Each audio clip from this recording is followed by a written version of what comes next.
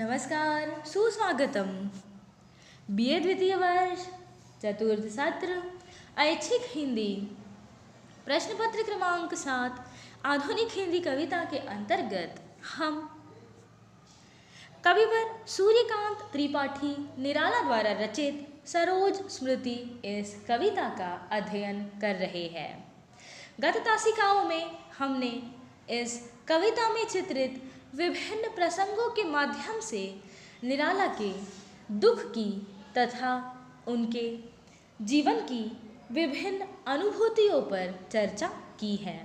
आज पुनः हम कविता में चित्रित विभिन्न प्रसंगों का उल्लेख करते हुए इस कविता के आशय को, इस कविता के सार को समझने की कोशिश करेंगे।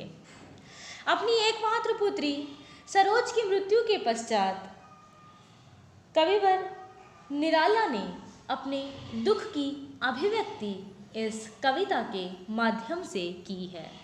साथ ही अपने जीवन संघर्ष को भी उन्होंने चित्रित कर विभिन्न प्रसंगों का उल्लेख किया है। आर्थिक विपन्नता का सामना भी कविवर निराला को आजीवन करना पड़ा और उसी के प्रति अपनी असमर्थता को अभिव्यक्त करते हुए वे सरोज स्मृति में लिखते हैं, अस्तु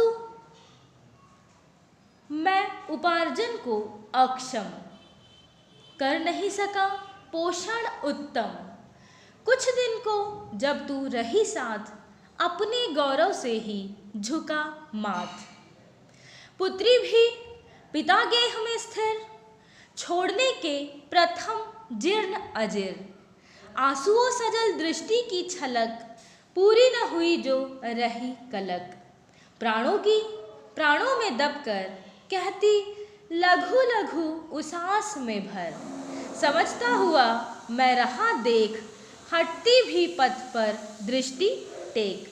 अर्थात यहाँ पर कविवर अपनी धन कमाने की असमर्थता को स्वीकृत कर कहते हैं कि मैं यह मानता हूँ कि धन कमाने में असमर्थ रहने के कारण ही मैं तुम्हारा पालन पोषण ठीक से नहीं कर सका। जब तुम कुछ दिनों के लिए मेरे साथ रही तो मेरा माथा अपने ही गौरव में झुका रहा और जब तुम मुझे छोड़कर ससुराल जाने के लिए चल दी तब भी मैं तुम्हारे लिए कुछ विशेष नहीं कर पाया। मेरे इस टूटे फूटे आंगन में ही तुम्हें अपना जीवन व्यतीत करना पड़ा और किसी भी प्रकार का सुख तुम मेरे यहाँ प्राप्त नहीं कर सकी। बचपन में भी कोई उमंग तुम्हारी पूरी न हो सकी, इस कारण तुम्हारी आंखें हमेशा ही आंसुओं से छल छलाई अर्थात भीगी रही। तुम अपने मन की व्यथा को अपने प्राणों में ही दबाकर आहों के रूप में उन्हें प्रकट करती रही और मैं समझता जानता हुआ भी केवल मात्र देखता रहा। समझता हुआ मैं रहा देख, अर्थात कविवर निराला यहाँ पर अपनी आर्थिक विपन्नता तथा सरोज का उचित पालन पोषण न कर पाने की असमर्थता को अभिव्यक्त करते हुए दिखाई दे रहे हैं। आगे वे लिखते हैं, तू 1.25 साल की जब कोमल पहचान रही ज्ञान में चपल, माँ का मुख हो चुंबित क्षण क्षण भरती जीवन में नव जीवन, वह चरित पूर्ण कर गई चली और तू नानी की गोद में जा पली। सब किए वही कौतुक विनोद उस घर निशि वासर भरे मोद, खाई भाई की मार विकल रोई उत्पल दल दृग छल छल, चुमकारा फिर उसने निहार फिर गंगा तट सैकत विहार, करने को लेकर साथ चला तू गहकर चली हाथ चपला, आंसुओं धुला मुख हासोच्छल लखती प्रसार वह उर्मी धवल। अपनी पुत्री सरोज के बचपन की स्मृतियों का उल्लेख यहाँ पर कविवर कर रहे हैं।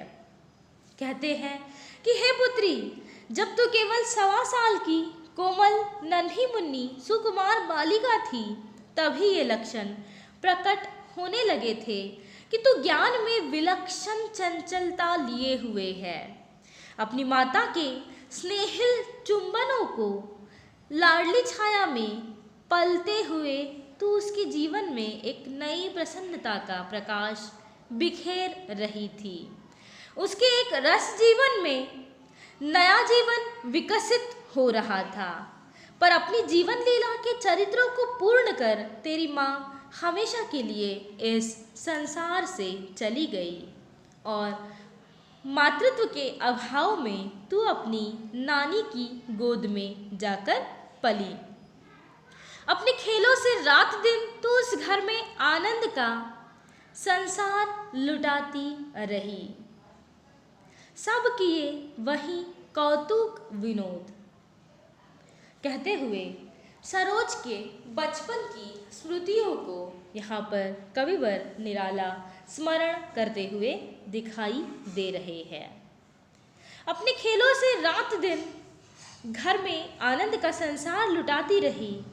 अपने भाई की मार खाकर जब तू व्याकुल होती, तेरे कमल नैनों में आंसू छलछला आते और तू रोती हुई अपना मुंह ढक लेती, तब तुझे देखकर तेरा भाई पुनः तुझे प्यार से पुचकारने लगता और तुझे गंगा तट घुमाने के लिए ले जाता।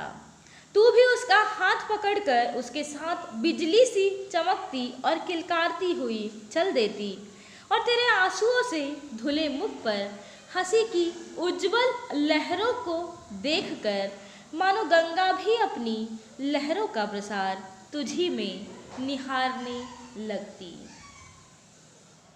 तब भी मैं इसी तरह समस्त कवि जीवन में व्यर्थ भी व्यस्त, लिखता अबाध गति मुक्त छंद पर संपादक गण निरानंद।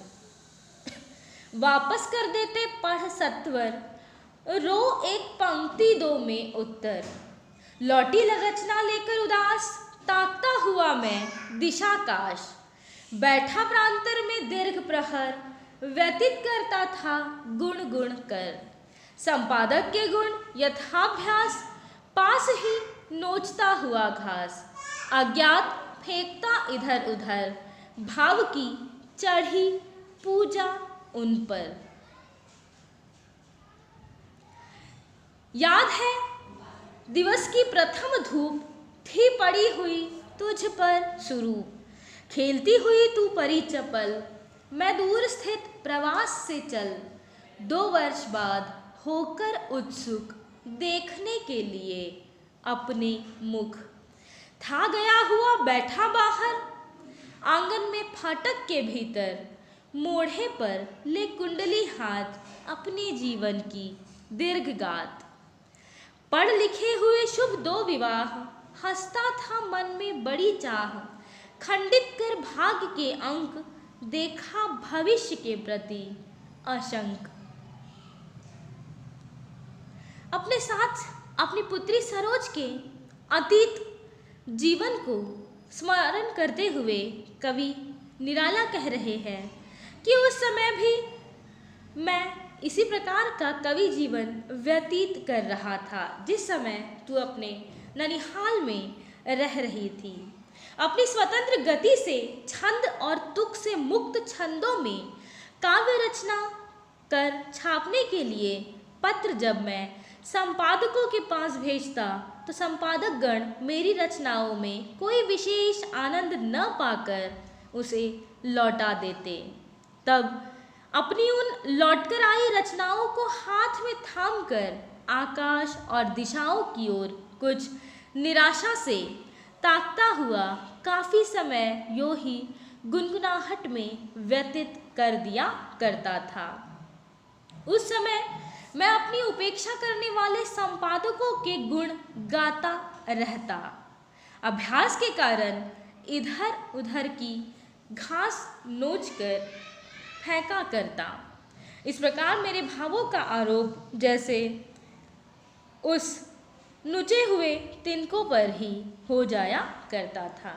हे पुत्री, तुम्हें याद होगा कि उस दिन पहले पहर की सुंदर धूप तुम्हारे सुंदर शरीर पर पड़ रही थी और अपने खेतों में निरत चंचल परी के समान तुम अपने सौंदर्य स्वरूप को प्राप्त कर रही थी। तब मैं कोई 2 वर्षों के बाद तुम्हें देखने के लिए आया था। इस विषय में कविवर लिखते हैं, 2 वर्ष बाद होकर उत्सुक देखने के लिए अपने मुख, अर्थात 2 वर्षों के लंबे अंतराल के बाद मैं तुम्हें देखने आया था। तुम घर के आंगन के फाटक के बाहर अपनी जीवन कुंडली को लेकर बैठी हुई थी और इस प्रकार से तुम्हें देखकर मेरा मन आत्मविश्वास से भर उठा था। अतः यहाँ पर कविवर निराला अपने जीवन की उन सभी स्मृतियों का स्मरण कर रहे हैं, उन सभी क्षणों का स्मरण कर रहे हैं जो उन्होंने अपनी एकमात्र पुत्री सरोज के साथ बिताए थे। आगे वे लिखते हैं कि मेरी कुंडली में विवाह का योग होने के पश्चात भी मैंने विवाह से इनकार कर दिया। इससे पहले आत्मीय स्वजन सस्नेह कह चुके थे, जीवन सुखमय होगा, विवाह कर लो, जो पढ़ी लिखी हो, सुंदर हो। आए ऐसे अनेक परिणय, पर विदा किया मैंने सविनय। सबको जो अड़े प्रार्थना पर, नैनों में पाने को उत्तर अनुकूल, उन्हें जब कहा नीडर, मैं हूँ मंगली मुझे सुनकर। इस बार आया विवाह प्रस्ताव, जो किसी तरह भी हतोत्साह होने को न था। पड़ी अड़चन, आया मन भर आकर्षण उन नैनों का। सासू ने कहा, वे बड़े भले जन हैं भैया। अर्थात यहाँ पर भी अपने विगत जीवन और पुनर्विवाह के लिए उठने वाले प्रसंगों का वर्णन कविवर करते हुए दिखाई दे रहे हैं। आगे वे लिखते हैं कि कुंडली दिखा बोला, ए लो आई तू दिया कहा खेलो। कर स्नान शेष उन्मुक्त केश, सासू जी रहस्य स्मित सुरेश। आई करने को बातचीत, जो कल होने वाली अजित। संकेत किया मैंने अखिन्न, जिस ओर कुंडली छिन्न भिन्न। देखने लगी वे विस्मय भर, तू बैठी संचित टुकड़ों पर। अर्थात, हे पुत्री, तुझे कुंडली दिखाते हुए मैंने कहा था, यह लो, जब तुम यहाँ आई गई हो तो इससे जाकर खेलो। उसी समय सासू के साथ विचार विमर्श करता हुआ मैं बैठा था कि तभी तुम वहाँ से मुस्कुराती हुई आ गई। उनके आते ही मैंने प्रसन्नतापूर्वक उस ओर संकेत किया कि जहाँ पर मेरी जन्म कुंडली फटी पड़ी थी। आश्चर्यचकित नैनों से तुम्हारी नानी उस फटे हुए टुकड़ों को देख रही थी और तुम उन टुकड़ों के ही साथ खेल रही थी। धीरे धीरे फिर बढ़ा चरण, बाल्य की केलियों का प्रांगण। कर पार कुंज तारुण्य सुधर, आई लावण्य भार थर थर। कापा कोमलता पर सस्वर, जो मालकोश तप वीणा पर। नैश स्वप्न जो तू मंद मंद, फूटी उषा जागरण छंद। कापी भर निज आलोक भार, कापा वन कापा दिक प्रसार। परिचय परिचय पर खिला सकल, नभ पृथ्वी द्रुम कली किसलय दल। क्या दृष्टि अतल की सितधार, जो भोगावती उठी अपार। उमड़ता ऊर्ध्व को कल सलील, जल टलमल करता नील नील।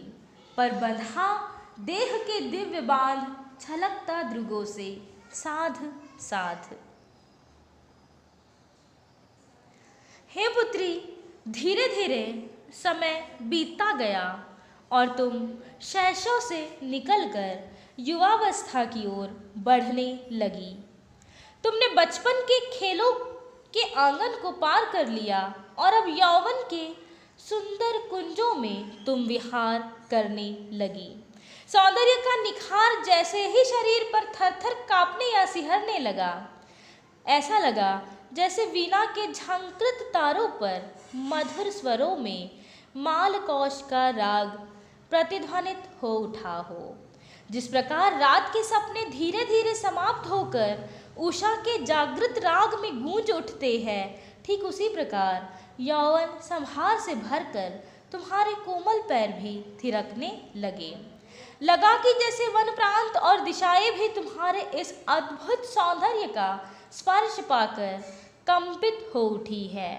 जैसे तुम्हारा परिचय आकाश, पृथ्वी, पेड़ पौधे, कलियों और कोमल पंखुड़ियों पर भी विकीर्ण होने लगा है।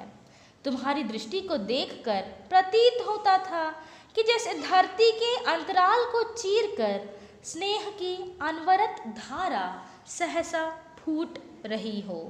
लगता था जैसे पानी खेल खेल में ही नीले आकाश की तरफ ऊपर की ओर उमड़ा जा रहा हो, किंतु ऊपर न जाकर वह नीला पानी तुम्हारे शरीर के बांध से बंधकर मानो आँखों की राह से छलक छलक कर प्रकट हो रहा था।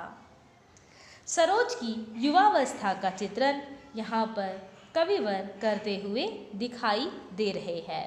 आगे वे लिखते हैं कि फूटा कैसा प्रिय कंठ स्वर, माकू की मधुरिमा व्यंजन भर, हर पिता कंठ की द्रुप्त धार, उत्कल रागिनी की बहार, बस जन्म सिद्ध गायिका तन्वी, मेरे स्वर की रागिनी वही, सकार हुई दृष्टि में सुघर, समझा मैं क्या संस्कार प्रखर, शिक्षा के बिना बना वह स्वर, है सुना न अब तक पृथ्वी पर, जाना बस पिक बालिका प्रथम, पल अन्य नीड में जब सक्षम होती उड़ने को अपना स्वर भर करती,